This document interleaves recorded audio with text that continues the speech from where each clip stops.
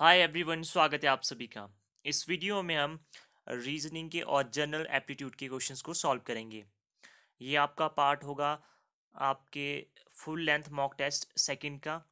इसमें मैंने आपको सिर्फ आंसर्स बताए थे और इसमें आपकी डिटेल्ड एक्सप्लेनेशन होगी। मैं कोशिश करूँगा कि हिंदी में भी आपको साथ साथ में बताता चलूँ, बिकॉज़ कई दोस्त कह रहे हैं कि उन्हें हिंदी में भी सब कुछ एक्सप्लेनेशन चाहिए। तो मैं कोशिश करूँगा कि जितना पॉसिबल मुझसे हो पाएगा, और नेक्स्ट वीडियो में हम कोशिश करेंगे कि जितने भी आपके हिंदी और इंग्लिश को छोड़कर जितने भी आपके क्वेश्चंस हैं उनकी साथ साथ में हिंदी में भी ट्रांसलेशन हो। तो आइए स्टार्ट करते हैं हमारा क्वेश्चन नंबर 49। तो आपके पास देखिए एक रिलेशन दिया गया है यहाँ पर। पहली बात तो आपको ये रिलेशन सेटअप करना आना चाहिए। कभी भी आपको रीजनिंग करनी है, आपको एक तो स्क्वेयर्स पता होने चाहिए, क्यूब्स पता होने चाहिए, तब जाकर आपके क्वेश्चन इजीली बन जाते। तो आप अगर यहाँ से देखें तो 4 स्क्वेयर प्लस 3 स्क्वेयर कितना बनता है, ये बनता है आपका 25। उसी तरीके से 8 का स्क्वेयर कितना बनता है 64, और 4 का स्क्वेयर कितना था 16 इक्वल टू 80। तो ये तो बहुत ही क्वेश्चन इजी था। 3 का स्क्वेयर बनेगा 9 और 2 का स्क्वेयर बनेगा 4। तो ये कितना बनेगा, ये बनेगा आपका 13। तो आपका आंसर है ऑप्शन सी 13। आपको ऑड वर्ड बताना था। आपके पास 4 ऑप्शन है, मून, मार्स, वीनस, जुपिटर। तो देखिए अगर आप ध्यान से देखें, जो आपका मार्स यानी कि मंगल, वीनस आपका शुक्र, जुपिटर आपका बृहस्पति, और मून तो आपको पता है चंद्रमा। तो जो आपके मार्स, वीनस और जुपिटर हैं, ये आपके ग्रह यानी कि प्लैनेट हैं। बट जो आपका मून है वो आपका एक अर्थ का सैटेलाइट है, नेचुरल सैटेलाइट। तो यहाँ पर मून आपका ऑड वर्ड होगा। तो ऑप्शन ए आपका राइट आंसर है। नेक्स्ट है आपका ऑड वन आउट ही आपको बताना था। तो अगर आप इस क्वेश्चन को देखें, या तो आप भाग करके देखें कि अगर वो ऑड है या इवन है, या फिर आप सम करके ज़रूर देखें। अगर आप इनका सम करके देखते हैं तो 6 + 9 + 5 + 8, ऑप्शन ए से कर रहा हूँ मैं। 9 × 6 = 15 और 5 = 20 और 8 = 28।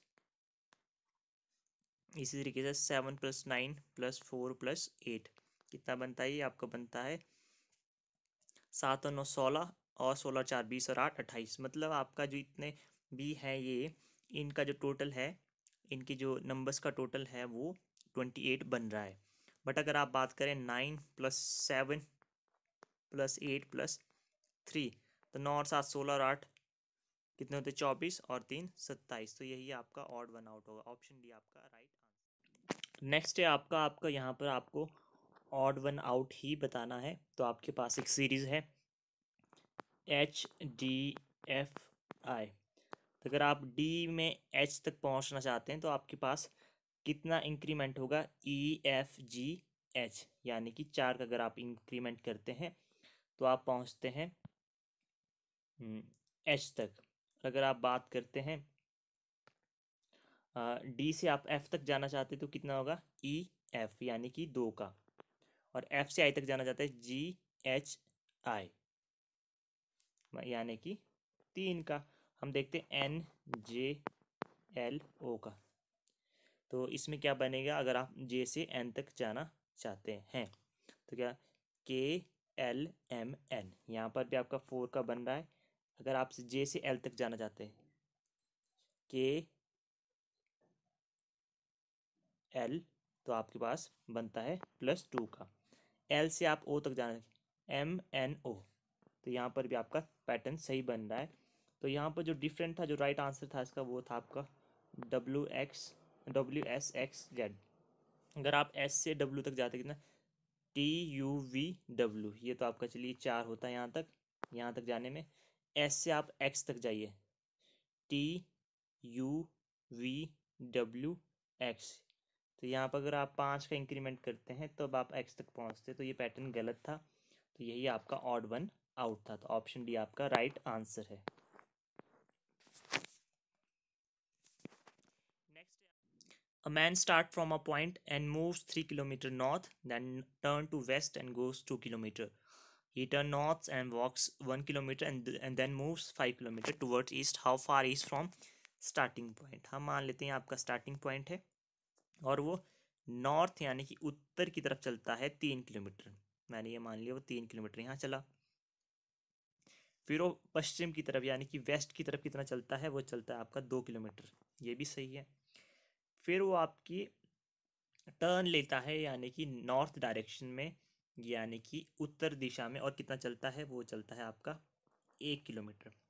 फिर क्या करता है वो आपकी ईस्ट यानी कि पूर्व दिशा की ओर, वो कितना चलता है, वो चलता है आपका 5 किलोमीटर। तो आपको बताना है कि स्टार्टिंग पॉइंट से वो कितना दूर है। तो अगर मैं इसे ज्वाइन करता हूँ तो ये आपका बन जाता है 3, और ये वाली लाइन आपकी बन जाती है, टोटल जो आपकी बन जाती है, ये बन जाता है आपके पास कितना, 4। ठीक है, मैं यहाँ पर लिख रहा हूँ। और देखिए आपका टोटल चला था यहाँ से ये 5, ठीक है, और यहाँ का तो 2 हो चुका है, तो इससे आगे कितना होगा, ये 3 होगा। और आपको ये पता करना है कि वो कितना दूर है। तो अभी ट्राइंगल अगर हम देखें तो इस तरीके से बन रही होगी। ये आपका 3 है, ये आपका 4 है, और आपको ये पता करना है। तो आपके पास पाइथागोरस प्रमेय हम लगाएंगे, जो होती है आपका x square equal to 4 square plus 3 square. तो स्क्वेयर आप हटाएंगे तो ये आ जाएगा अंडर 4 स्क्वेयर प्लस 3 स्क्वेयर, 4 चुके 16 और 9 25, ठीक है, और 25 का अंडर कितना होगा, ये होगा आपका 5। तो आपका जो राइट आंसर होगा वो होगा ऑप्शन डी, 5 किलोमीटर। नेक्स्ट है आपका Golu is the son of Bhola, Sheetal is the daughter of Golu. चलिए इस क्वेश्चन, नेक्स्ट क्वेश्चन है आपका ब्लड रिलेशन पे, तो देखते हैं कैसे बनेगा। तो जो आपका गोलू सन ऑफ भोला, तो मैंने भोला यहाँ पे लिख लिया, और इसका बेटा आपका है गोलू।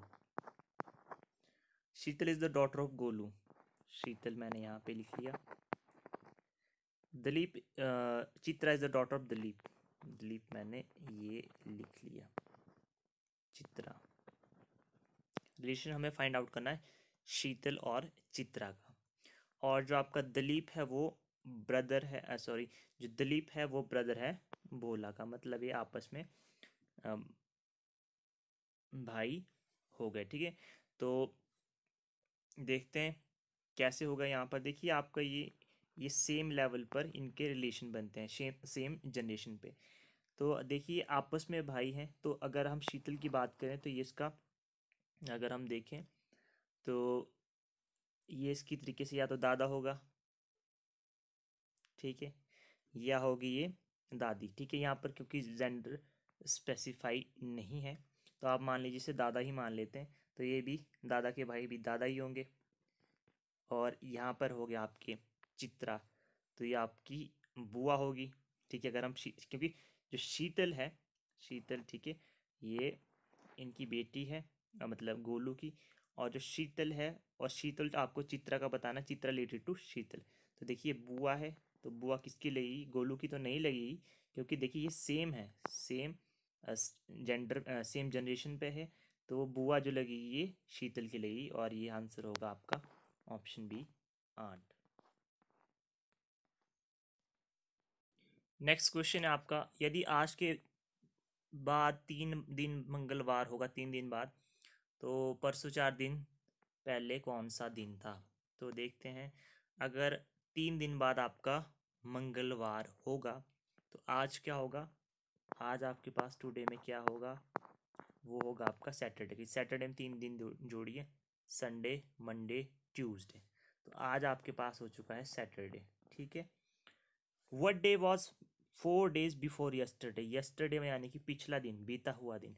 तो यस्टरडे बनता है आपका फ्राइडे। तो फ्राइडे के 4 दिन पहले क्या होगा, वीरवार, बुधवार, मंगलवार और सोमवार। तो आपका जो आंसर होगा वो होगा आपका option C, Monday. Word that can't be found by given word, मतलब आप कंस्ट्रक्शन जो आपका वर्ड है, ठीक है, इसमें से कौन सा जो ऑप्शन में दिए गया वर्ड है वो आप नहीं बना सकते हैं। तो आपका ऑप्शन सी है कॉशन। क्यों, तो ये कंस्ट्रक्शन में ए नहीं है, और जो आपका कॉशन है उसमें ए है, ठीक है। इसमें से आपको बनाना इन्हीं लेटर्स में से, बट ए तो इसमें है नहीं, तो आपका ऑप्शन सी राइट आंसर होगा। नेक्स्ट क्वेश्चन आपका, तो ये थोड़ा कंफ्यूजिंग होता है बिकॉज आप देख सकते हैं कि इतनी बड़ी सीरीज़ है। तो अगर आपके पास टाइम है तो आप ऑप्शन पुट करके देख सकते हैं, बिकॉज अगर आपको ऐसे नहीं पता चल रहा है तो मैं इसका आपको आंसर बताता हूँ कैसे होगा।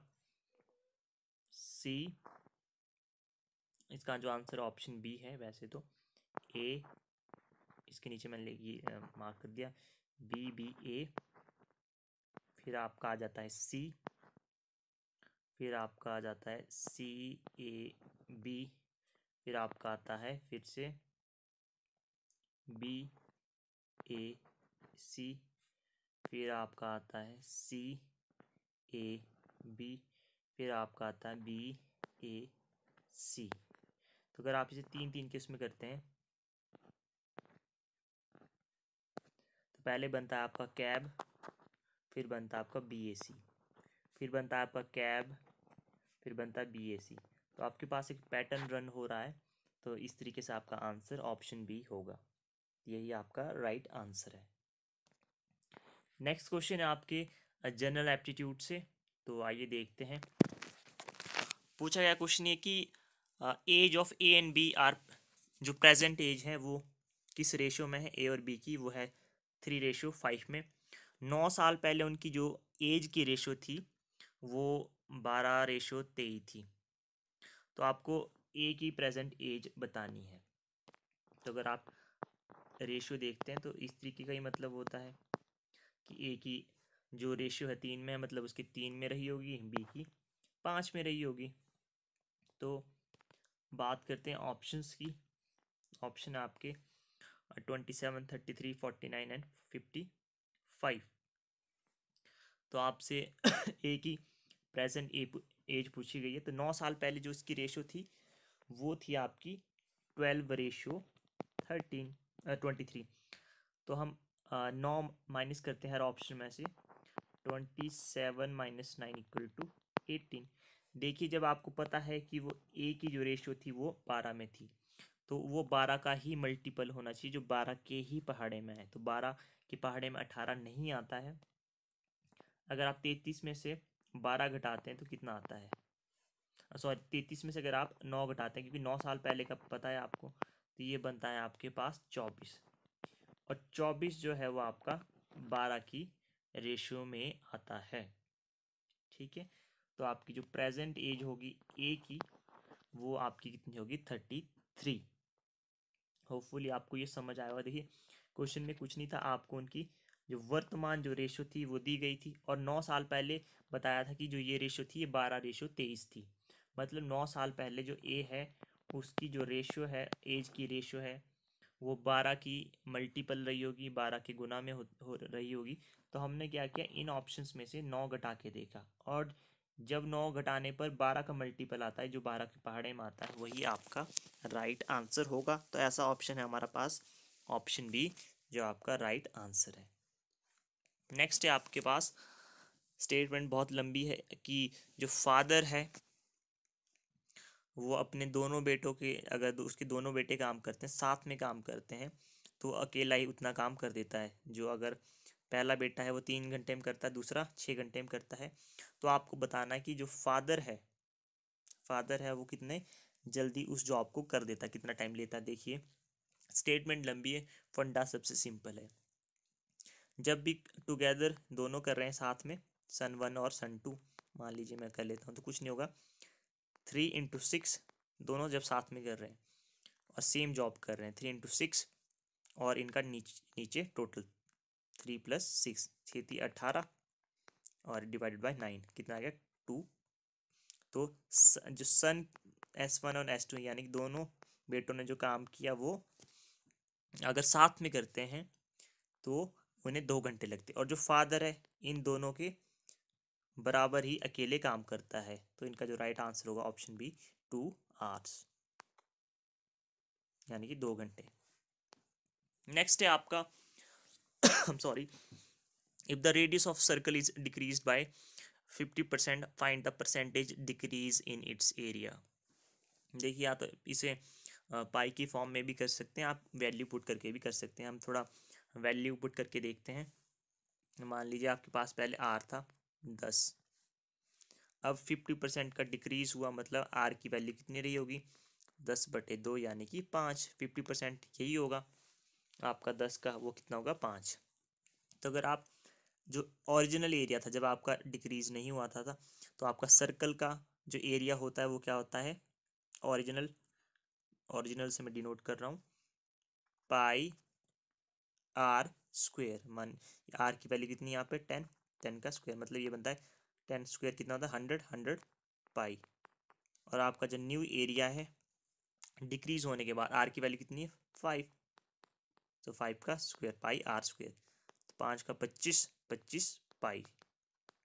ठीक है, तो आपको बताना है परसेंटेज डिक्रीज, तो कैसे होगा original minus nu divided by original into 100। Original कितना आया था आपके पास, ओरिजिनल था आपके पास 100 पाई, माइनस जो आपका न्यू आया था वो कितना था 25 पाई, डिवाइडेड बाय कितना होगा आपके पास ओरिजिनल।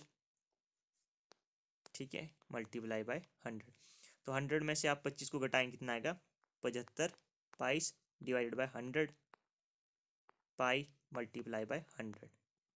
ठीक है, तो यहाँ से ये पाई से पाई कैंसिल, 100 से 100 कैंसिल, तो आंसर कितना आएगा ऑप्शन सी 75% आपके पास आंसर आएगा। नेक्स्ट है आपका, नेक्स्ट क्वेश्चन है आपके पास, two cubes have their volume in ratio 1:27, find the ratio of surface area. तो देखिए जो क्यूब का वॉल्यूम होता है वो कितना होता है, वो होता है आपका ए क्यूब। ठीक है, तो और जो सरफेस एरिया होता है वो होता है आपका 6a स्क्वेयर, ये फॉर्मूला होता है। तो अगर मैं दो आपके पास क्यूब मान लेता हूँ ए और बी, तो उनकी जो रेशियो दी है मेरे पास वॉल्यूम की, तो इसलिए मैंने क्यूब में लिखा ऊपर, वो कितनी दी है 1/27। और 1/27 को आप लिख सकते हैं 1/3 का क्यूब, क्योंकि ये बात तो सेम ही बनती है ऐसी, क्योंकि 1/3 इंटू 1/3 डिवाइडेड बाई इंटू 1/3, तो ये बनेगा 1/27। तो इससे आपका ये कैंसिल आउट हो जाता है, तो आपके पास a बाई बी की वैल्यू आती है 1/3, यानी कि a की वैल्यू 1, b की वैल्यू 3।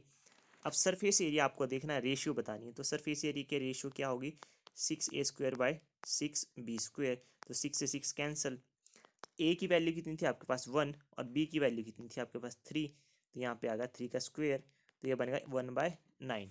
तो रेशियो में लिखेंगे तो कैसे लिखेंगे 1/1:9, तो आंसर होगा आपका ऑप्शन बी 1:9। नेक्स्ट है आपका कि एक लड़का है, ठीक है, वो और आपकी स्क्वायर फील्ड को उसमें उसने चक्कर लगाना है। ठीक है, स्क्वायर फील्ड का मतलब जिसकी चार साइड्स इक्वल हों, मुझसे तो नहीं बनी है बट आप समझ सकते हैं। और उसकी स्पीड जो है, किस गति से वो भागता है, वो कितनी है, वो है 9 किलोमीटर प्रति घंटा। देखिए ऑप्शंस में आपको जो टाइम है वो मिनट और सेकंड्स में दिया है, तो पहले तो हम घंटे जो किलोमीटर पर आवर है उसे हम कन्वर्ट करेंगे मीटर पर सेकंड में। कैसे करते हैं वो आप देखिए, मैंने स्पीड मान लिया ऐसे लिख लिया, 9 किलोमीटर को ऐसे लिखेंगे आप 5/18 से आप इसे डायरेक्ट मल्टीप्लाई कर दें, तो ये बनता है 9 दूनी 18, मतलब यानी कि 5/2। स्पीड आपके पास आ गई 5/2 मीटर पर सेकंड। आपको बताना है कि कि उसे टाइम कितना लगता है। अब उसके पास देखिए उसे कितना डिस्टेंस कवर करना है।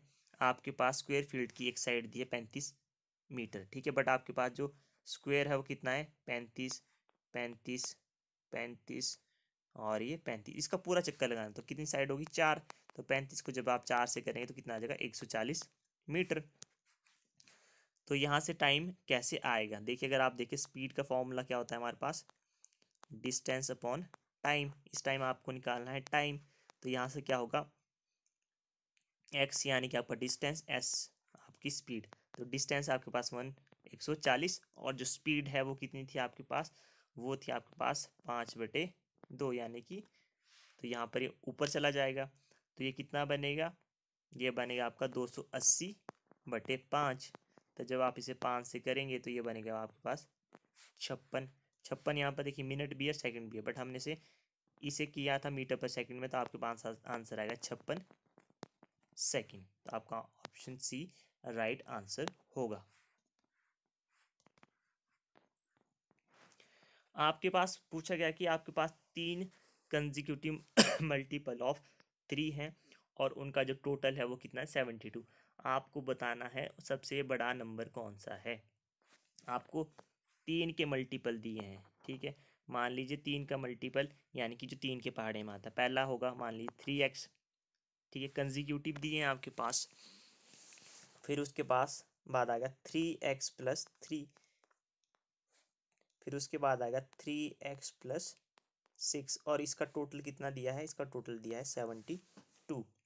क्योंकि पहला जो हमारा देखिए, अगर हम देखें, अगर मैं यहाँ पे x की वैल्यू पुट करता हूँ तो 3x, 3 इंटू एक्स की जगह 1 तो आया 3।